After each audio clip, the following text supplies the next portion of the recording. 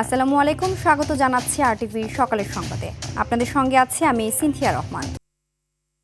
রাজধানীতে প্রতিনিয়ত বাড়ছে স্পা ও মাসাজ সেন্টারের সংখ্যা।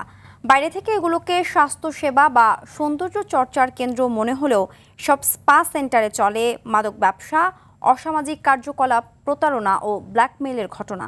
বিশেষজ্ঞরা বলছেন, যুব সমাজ ধ্বংসের এই কালচার থেকে বের হতে সামাজিক সচেতনতার পাশাপাশি প্রশাসনের কঠোর ব্যবস্থা গ্রহণ অত্যন্ত জরুরি। এসব অপতৎপরতা বন্ধে কঠোর পদক্ষেপ নেওয়ার পরামর্শ বিশেষজ্ঞদের। হাসান মাহমুদের ধারাবাহিক প্রতিবেদনের আজ থাকছে শেষ পর্ব।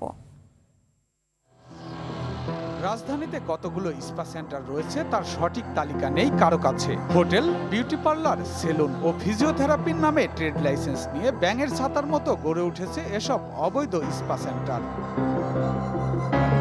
গুলশান বনানীর আবাসিক এলাকায় গড়ে ওঠা স্পা ও মিনি পতিতালয়ে কাস্টমারদের চাহিদা মতো এনে দেওয়া হয় বিভিন্ন মাদকদ্রব্য। বিভিন্ন বয়সী মেয়েদের জন্য দিতে হয় আলাদা আলাদা অর্থ। অপরাধের আকড়া স্পা সেন্টারে মাদক ও অসামাজিক কার্যকলাপ ছাড়াও অবাধে চলে ব্ল্যাকমেইলিং।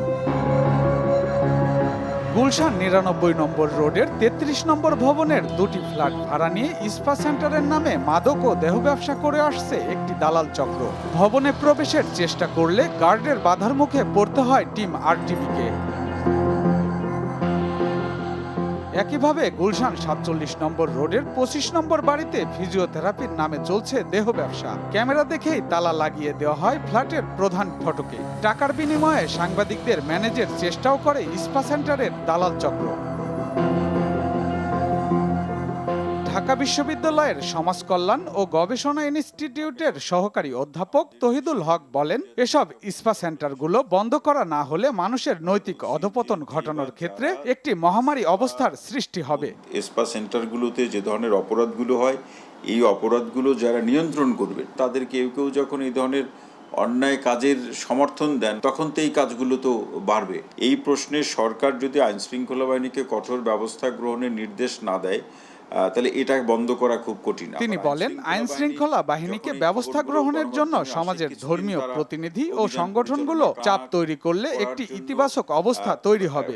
সমাজের মধ্যে ধর্মীয় নেতা বা সংগঠক হিসাবে চাপ তৈরি করলে তখন একটা ইতিবাচক অবস্থা তৈরি হবে বলে আমার কাছে মনে হয়। হাসান মাহমুদ, আরটিভি, ঢাকা। আজ ৪ আগস্ট ২০২৪ সালের এই দিনে বৈষম্য বিরোধী ছাত্র আন্দোলনের ডাকা সর্বাত্মক অসহযোগ কর্মসূচির প্রথম দিন। সেদিন সকাল থেকে রাজধানী ঢাকা সহ দেশের বিভিন্ন এলাকায় উত্তেজনা ছড়িয়ে পড়ে।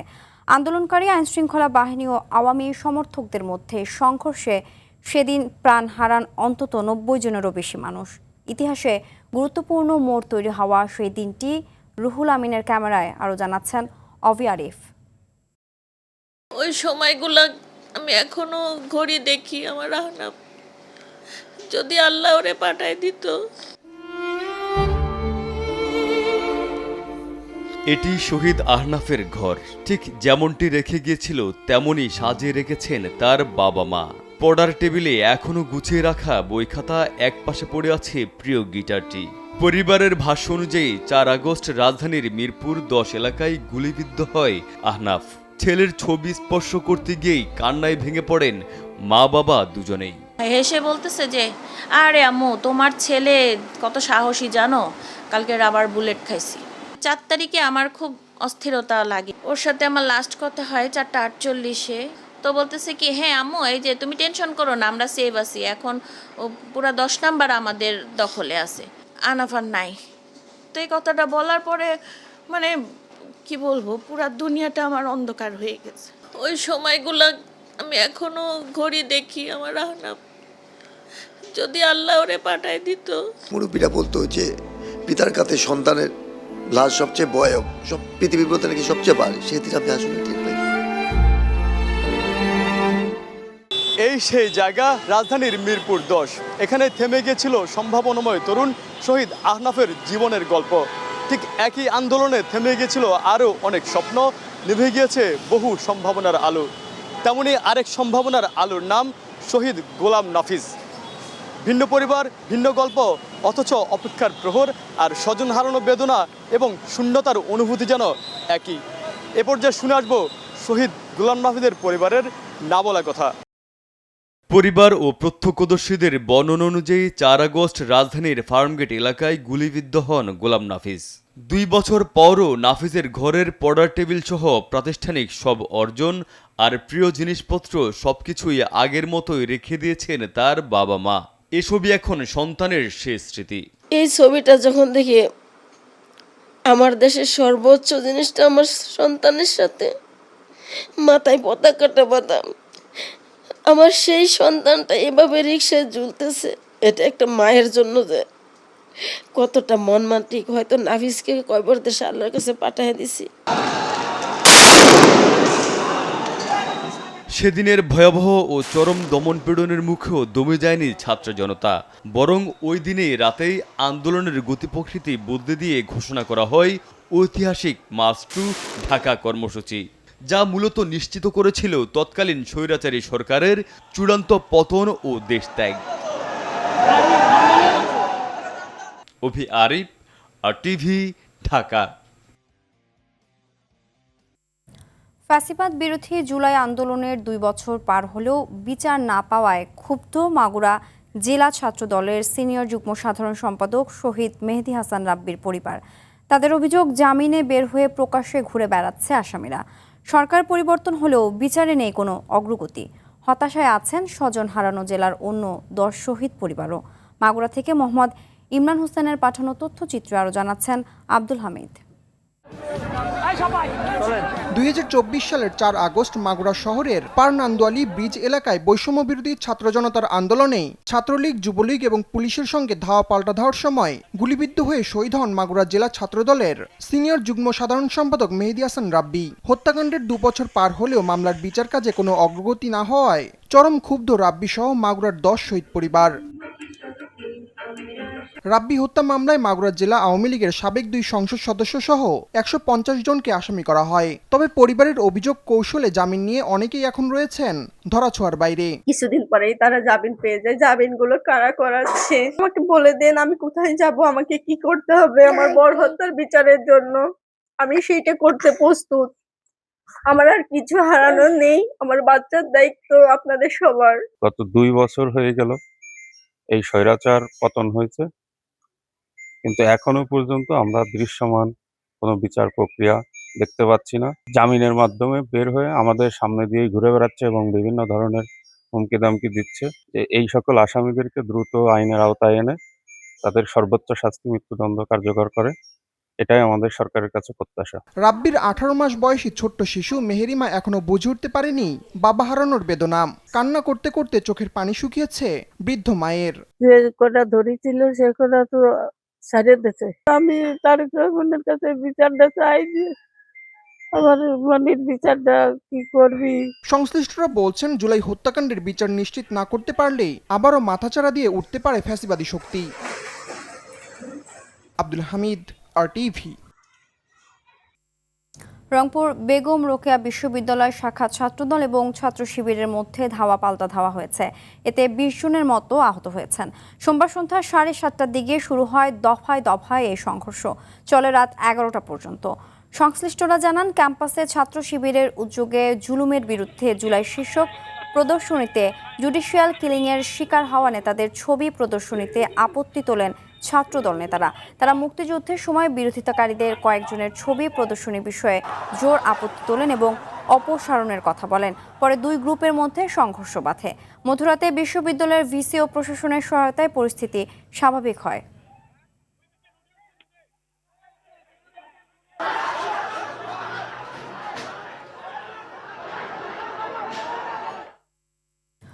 তরলীকৃত প্রাকৃতিক গ্যাস LNG সরবরাহ কমে যাওয়ায় প্রায় 2 সপ্তাহ ধরে রাজধানী সহ সারা দেশে তীব্র গ্যাস সংকট চলছে।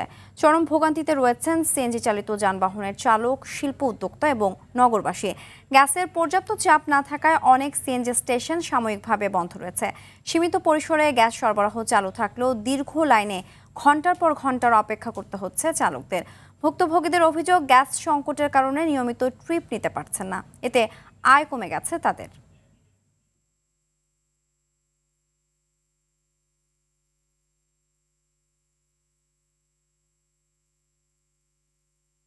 রাজধানীর তেজগাঁও থেকে গ্যাসের সর্বশেষ পরিস্থিতি জানাচ্ছেন সহকর্মী ওয়ালিদ সিদ্দিকী। সরাসরি চলে যাব তার কাছে। ওয়ালিদ, গ্যাসের সংকটের মুখে চালকরা কি বলছেন, সিএনজি স্টেশন কর্তৃপক্ষ কি বলছে জানাবেন? সিনথিয়া, আমি এখন অবস্থান করছি রাজধানীর তেজগাঁও একটি ফিলিং স্টেশনে। আপনি দেখতে পাচ্ছেন যে এখানে গাড়ির দীর্ঘ লাইন, সকাল থেকে তারা অপেক্ষা করছে গ্যাস নেওয়ার জন্য। এই যে গ্যাস নেওয়ার জন্য দীর্ঘ যে সারি, এই সারি প্রায় 1 থেকে 1.5 কিলোমিটার জুড়ে। তারা বলছে যে দীর্ঘ সময় অপেক্ষা করার পরও তারা পর্যাপ্ত গ্যাস পাচ্ছে না। আমরা ফিলিং স্টেশন কর্তৃপক্ষের সাথে কথা বলেছি, তারা বলছে যে পরিস্থিতি আগের চেয়ে কিছুটা উন্নতি হচ্ছে, কারণ আমরা আগে দিনের বেলায় গ্যাস দিতে পারতাম না, এখন দিনের বেলায় গ্যাস দিতে পারছি। তারা বলছে যে এই যে গ্যাস দিতে পারাটা, এর ফলে কিছুটা স্বস্তি তৈরি হয়েছে সিএনজি চালক এবং যারা পাঠাও চালক এবং যারা এই যে প্রাইভেট কার, যারা যে গাড়িগুলো গ্যাস নির্ভর, সেই গাড়িগুলোর যারা চালক তারা কিছুটা সন্তুষ্ট। কিন্তু তারা বলছে যে চালকরা বলছে দীর্ঘ সময়ে তারা এখানে অপেক্ষা করার পর দিনের বেশিরভাগ সময় জীবিকা নির্বাহের যে সময়টুকু, তার বেশিরভাগ সময় যেহেতু চলে যায় এই গ্যাস নেওয়ার জন্য 2 থেকে 3 ঘন্টা, কোনো সময় 6 থেকে 7 ঘন্টাও যায়, সেক্ষেত্রে তাদের যে আয় রোজগারের যে কমতিটা, এই কমতিটা কিভাবে তারা পূরণ করবে। তারা বলছে যে এই যে বেশিরভাগ সময় এখানে থাকার পরও তারা তাদের যে দৈনিক যে গাড়ির মালিককে যে টাকাটা দিতে হয়, সেই টাকাটা তারা এখনও সেম টাকায় দিতে হয়। তারা বলছে সারাদিন এখানে সময় নষ্ট করার পরও তাদেরকে ন্যূনতম কোনো সমীহ করা হচ্ছে না। এই যে অবস্থা, এটা রাজধানীর বেশিরভাগ ফিলিং স্টেশনে একই চিত্র। আপনি দেখতে পাচ্ছেন এই যে দীর্ঘ সারি প্রায় 1 থেকে 1.5 মাইল পর্যন্ত চলে গিয়েছে। এই যে চালকরা বলছে এই গ্যাস সংকট কবে নাগাদ কাটবে, সরকারের পক্ষ থেকে এখনো তারা সঠিক কোনো উত্তর পায়নি। তারা বলছে যে নানা সময়ে তারা প্রতিশ্রুতি পাচ্ছে, কিন্তু আসলে প্রকৃত কবে নাগাদ এই যে দুরবস্থা থেকে তারা উত্তরণ করতে পারবে। তা আমি এখন একটু কথা বলবো। আপনি কতক্ষণ যাবত এখানে অপেক্ষা করছেন? ঘন্টা 1.5 মতো। গ্যাস কি পাচ্ছেন আপনারা পর্যাপ্ত? না। কতদিন যাবত এই সমস্যা আপনি ফেস করছেন? 15 দিনের মতো। এই যে সমস্যা দীর্ঘ, আমরা জানি যে 2 সপ্তাহের উপরে এই সমস্যা চলমান। আপনি দেখতে পাচ্ছেন সিনথিয়া, এই যে গাড়ির দীর্ঘ লাইন, এই দীর্ঘ সারি এখান থেকে ঘুরে জি দীর্ঘ এক সারি, এবং এই অবস্থা পুরো ঢাকা শহর জুড়ে। আপনি দেখতে পাচ্ছেন এই অবস্থা থেকে উত্তরণের কবে নাগাদ যে তারা উত্তরণ হবে তারা জানতে চায়। চালকরা বলছেন দ্রুত এই সমস্যা নিরসন করে সরকার যথাযথ ব্যবস্থা নেবে এবং তাদের দুর্দশা লাঘব করবে। সিনথিয়া, এই ছিল সর্বশেষ আমার কাছে। ধন্যবাদ। গ্যাস সংকটের আরও খবর জানাতে চট্টগ্রাম থেকে সরাসরি যুক্ত হচ্ছেন সহকর্মী সাইফুল মাহমুদ। সাইফুল, চট্টগ্রামে গ্যাস সংকটের প্রভাব কতটা পড়েছে, আর সংকট মোকাবেলায় প্রশাসনের কোনো তৎপরতা দেখছেন কিনা জানাবেন? জি সিনথিয়া, আসলে যেমনটি বলেছেন, চট্টগ্রামে গ্যাস সংকট কিন্তু খুবই তীব্র থেকে তীব্রতর হয়ে উঠছে।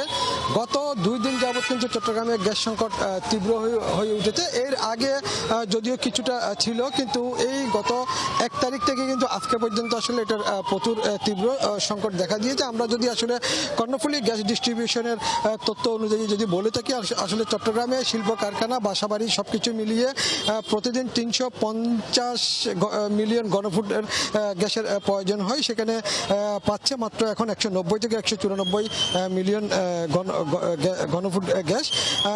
এখানে প্রতিদিনই কিন্তু ঘাটতি থাকে 156 থেকে 160 মিলিয়ন ঘনফুট গ্যাস থাকে, যা চাহিদার 45% পাওয়া যাচ্ছে। বাকি 55% কিন্তু আসলে কম পাচ্ছেন বলে জানিয়েছেন কর্ণফুলী গ্যাস ডিস্ট্রিবিউশন। আসলে কবে নাগাদ এটির একটা শুরু হবে এটি কিন্তু কোনোভাবেই কিন্তু বোঝা যাচ্ছে না, এবং এই কম পাওয়ার কারণেই কিন্তু আসলে অনেক উৎপাদনশীল যে প্রতিষ্ঠানগুলো রয়েছে সেখানে কিন্তু তাদের উৎপাদন সক্ষমতা কিন্তু 35 থেকে 50% নেমে এসেছেন বলে জানিয়েছেন। আবার বিদ্যুৎ খাতেও কিন্তু একই অবস্থা। গ্যাস সংকটের কারণে প্রচুর পরিমাণে লোডশেডিং হচ্ছে, এবং যার কারণে কিন্তু প্রতি ঘন্টায় বিদ্যুৎ আসা যাওয়া করছে। সবকিছু মিলিয়ে যদি বলি, আসলে চট্টগ্রামের এই মুহূর্তে গ্যাসের যে সংকট সেটি কিন্তু খুবই ভয়াবহ। বিশেষ করে যেই যেই সিএনজি চালিত অটোরিকশাগুলো রয়েছে সেগুলো কিন্তু আসলে গতকাল রাত 12টা থেকে এখনো পর্যন্ত লাইনে দাঁড়িয়ে আছে। কবে নাগাদ আসলে তারা গ্যাস পাবে সেটাও কিন্তু তারা বলছে না, কেউ বলতে পারতেছে না। তবে সবচেয়ে বেশি যেই অভিযোগ সেটি হচ্ছে যে সিএনজি ড্রাইভার যারা আছে তারা বললো আসলে তারা ঘন্টার পর ঘন্টা কিন্তু লাইনে বসে আছে, কিন্তু মালিক পক্ষকে তারা কিন্তু পুরো 1000 টাকা 1200 টাকা যেটা তাদের দিনের ইনকাম সেটা কিন্তু দিতে হয়। মালিকের একটাই কথা, সেটি তো চাবি যেহেতু তোমার কাছে, তুমি অবশ্যই ইনকাম দিতে হবে, ইনকাম কম দেওয়ার কোনো সুযোগ নেই। সবকিছু মিলিয়ে এই মুহূর্তে কিন্তু গ্যাস সংকট তীব্রতর এবং একই সাথে চট্টগ্রামের যেই সমস্ত উৎপাদনশীল প্রতিষ্ঠানগুলো রয়েছে প্রত্যেকটাই কিন্তু 35 থেকে 50% নেমে এসেছেন বলে অনেকে জানিয়েছেন। তবে এটার সবাই কিন্তু এটার খুব দ্রুত শুরু হওয়া চাচ্ছেন, কবে নাগাদ এটার আসলে শুরু হবে সেটা কিন্তু বোঝা যাচ্ছে না। সিনথিয়া, এটাই ছিল গ্যাস নিয়ে আমার কাছে এই মুহূর্তে সর্বশেষ সংবাদ। ধন্যবাদ। দীর্ঘ 8.5 মাস বন্ধের পর সোমবার বিকাল থেকে দিনাজপুরের হিল স্থলবন্দর দিয়ে ভারত থেকে আবারও কাঁচামরিচ আমদানি শুরু হয়েছে। প্রথম দিন এ বন্দর দিয়ে 4টি ট্রাকে প্রায় 30 মেট্রিক টন কাঁচামরিচ আমদানি করা হয়। এসব কাঁচামরিচ ভারতের কাটিহার থেকে আমদানি করা হচ্ছে। আমদানিকারকরা বলছেন, বৈরী আবহাওয়া ও অতিবৃষ্টির কারণে চাহিদা মাফিক সরবরাহ না থাকায় পণ্যটির দাম বেড়েছে। তবে আমদানি শুরু হওয়ায় সারা দেশে কাঁচামরিচের দাম কমতে পারে বলে আশা করছেন সংশ্লিষ্টরা।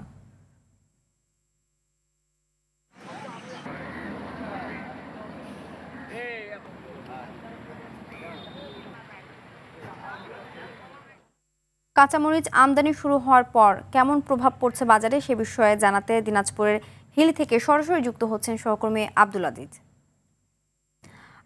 কাঁচামরিচ আমদানির পর বাজারে কেমন প্রভাব পড়েছে জানাবেন?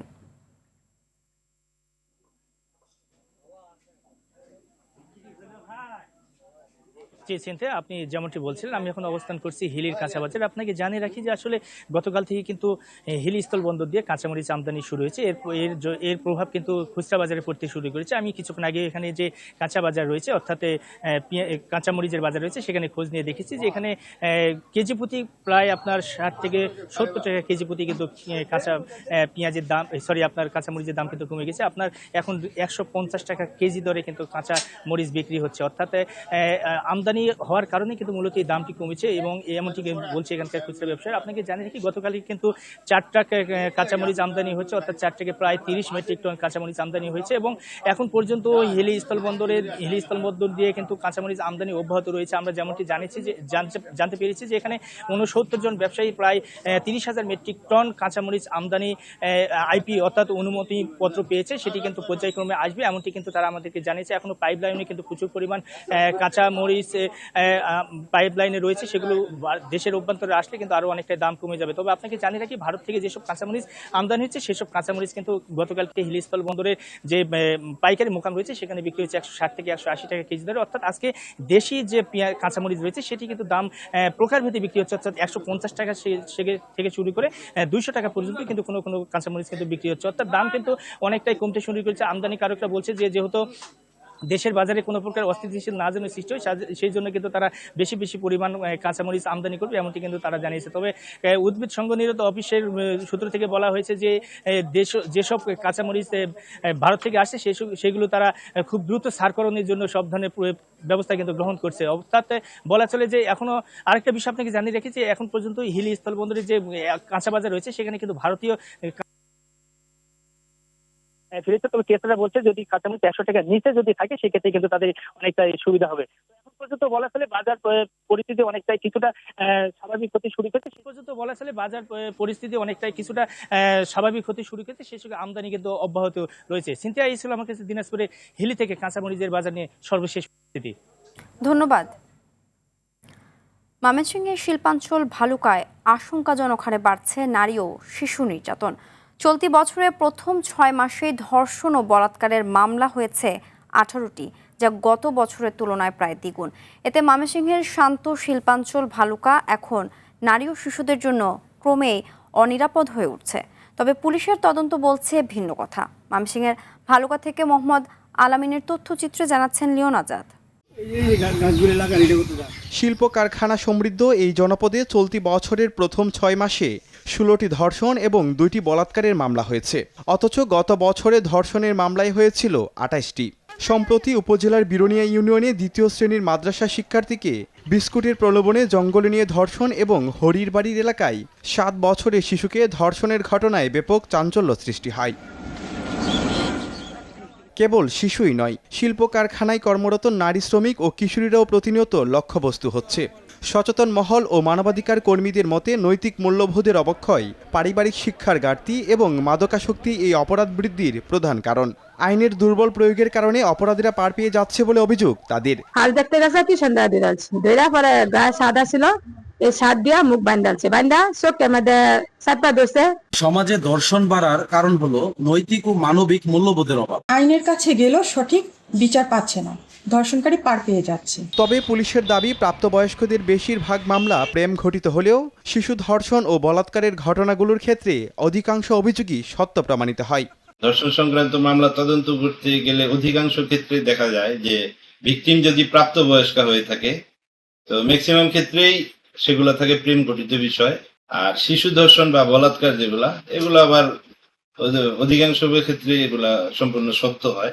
অপরাধের ভয়াবহতা রোধে পারিবারিক সচেতনতা বাড়ানোর পাশাপাশি আইনের কঠোর প্রয়োগ ও দ্রুত বিচার নিশ্চিত করার দাবি জানিয়েছে বিশেষজ্ঞরা। Leon Azad, RTV। রাজধানী ঢাকায় কয়েকদিনের ভ্যাপসা গরমের পর মঙ্গলবার সকাল থেকে ভারী ও মাঝারি বৃষ্টিতে স্বস্তি ফিরেছে। আবহাওয়া অধিদপ্তরের পূর্বাভাস অনুযায়ী দুপুর পর্যন্ত ঢাকায় থেমে থেমে বৃষ্টি বা বজ্রসহ বৃষ্টি হতে পারে এবং দিনের তাপমাত্রা সামান্য কমে গরমের তীব্রতা হ্রাস পেতে পারে। সকাল 6টায় ঢাকার তাপমাত্রা ছিল 28.1 ডিগ্রি সেলসিয়াস। আপেক্ষিক আর্দ্রতা 92% এবং গত 24 ঘন্টায় 27 মিলিমিটার বৃষ্টিপাত রেকর্ড করা হয়েছে। একই সঙ্গে রাজশাহী, রংপুর, ময়মনসিংহ ও সিলেট বিভাগের অনেক এলাকায় এবং ঢাকা, খুলনা, বরিশাল ও চট্টগ্রামের কিছু অংশে বৃষ্টি ও কোথাও কোথাও ভারী বর্ষণের সম্ভাবনা রয়েছে।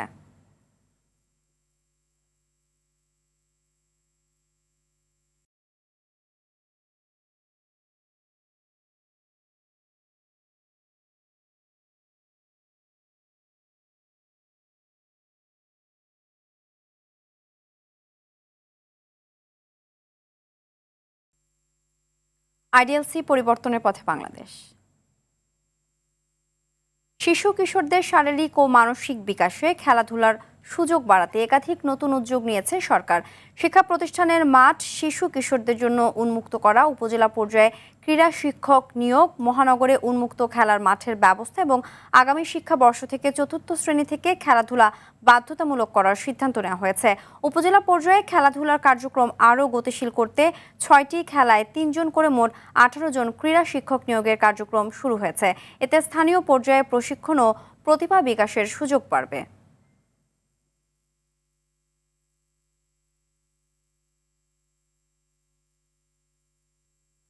পদত্যাগপত্র জমা দেওয়ার প্রায় ১ বছর পর গৃহীত হয়েছে এলিট আম্পায়ার শরফুদ্দৌলা ইবনে শহীদ সৈকতের আবেদন। এই সময় জুড়ে তিনি বিসিবির চুক্তির আওতায় নিয়মিত বেতন ভাতাও পেয়েছেন। ২০২৫ সালে ঢাকা প্রিমিয়ার লিগে তাহিদ হৃদয়ের শাস্তি ১ ম্যাচ কমানোর সিদ্ধান্তকে কেন্দ্র করেই শুরু হয় পুরো বিতর্ক।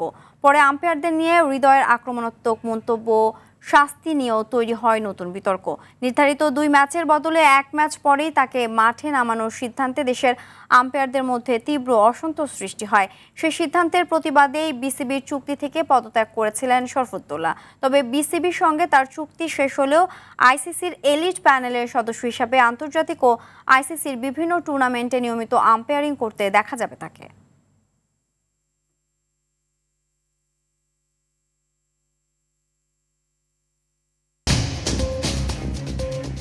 সকালের সংবাদ এ পর্যন্তই। মধ্যাহ্নের সংবাদ দুপুর ১২টায় দেখার আমন্ত্রণ রইল। ধন্যবাদ সবাইকে।